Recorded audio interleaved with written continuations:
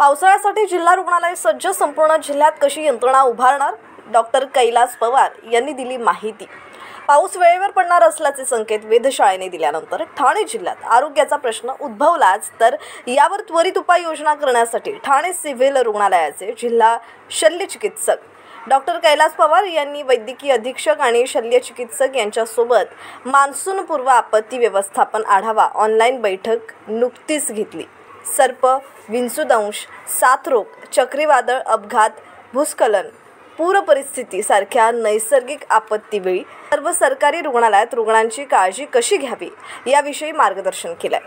यावर्षीचा उन्हाळा तीव्र असला तरी पाऊस ठरल्या वेळी पडणार आहे। जून महिन्याच्या पहिल्या आठवड्यात पाऊस पडणार असल्याचं भाकीत वेधशाळेने केलंय। ठाणे जिल्हा सागरी, डोंगरी आणि दुर्गम आदिवासी भागात विभागला आहे। जिल्ह्यात पाऊस उत्तम बरसत असल्यामुळे काही वेळा पूर परिस्थिती निर्माण होण्याची शक्यता असते। त्यातच पावसाच्या सुरुवातीला साथजन्य आजारांचा धोका वाढतो। नैसर्गिक आपत्तीपासून लढण्यासाठी पूर्वनियोजन आवश्यक आहे। त्यासाठी जिल्ह्यातील वैद्यकीय अधीक्षक आणि जिल्हा शल्यचिकित्सक यांची आपत्ती व्यवस्थापन मान्सूनपूर्व ऑनलाईन आढावा बैठक नुकतीच सिव्हिल रुग्णालयाचे जिल्हा शल्यचिकित्सक डॉक्टर कैलास पवार यांनी घेतली आहे। जिल्ह्यात 4 सामान्य रुग्णालय, 4 उपजिल्हा रुग्णालय, 5 ग्रामीण, 1 महिला रुग्णालय आहे। पावसाळ्यात नैसर्गिक आपत्तीचा धोका उद्भवण्याची शक्यता अधिक असते। कावीळ, हगवण सारखे साथरोग, सोबतच डेंग्यू, मलेरिया सारखे ताप, चक्रीवादळ, भूस्खलन, त्याचबरोबर पूरजन्य परिस्थिती, सर्प, विंचूदंश सारख्या घटना घडतात। अशावेळी रुग्णालयात औषध, इंजेक्शन, गोळ्या, खाटा, रुग्णवाहिका उपलब्ध असणं, रुग्णांना जलद गतीने चांगले उपचार मिळावेत यासाठी ही बैठक आयोजित केली होती। आपत्ती व्यवस्थापन आरोग्यविषयक ऑनलाईन बैठकीत वैद्यकीय अधिकाऱ्यांनी काही चांगल्या गोष्टी सुचवल्या होत्या। यासोबतच रुग्णालयात आरोग्यविषयक मॉक ड्रिल घेण्याचं सुचवलं आहे। त्यामुळे अपघात, भूस्खलन, पूरजन्य परिस्थितीचं जेणेकरून खरंच एखादा प्रसंग निर्माण झाल्यास पटकन रुग्णालयीन सेवा देताना तारांबळ उडणार नाही।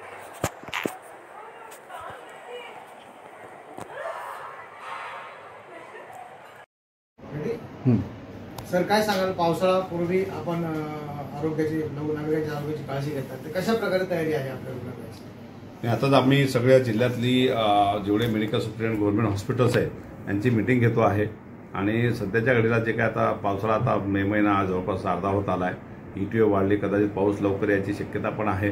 त्या दृष्टीने पावसाळ्यात होणारे आजार, पावसात जे काही परिस्थिती गंभीर परिस्थिती उद्भवू शकते त्या दृष्टीने त्याचा प्रिपेअरनेस काय आहे, आपल्याकडे बेडची प्रॉपर तयारी आहे का, डॉक्टर्स, नर्सेस, स्टाफ आहे।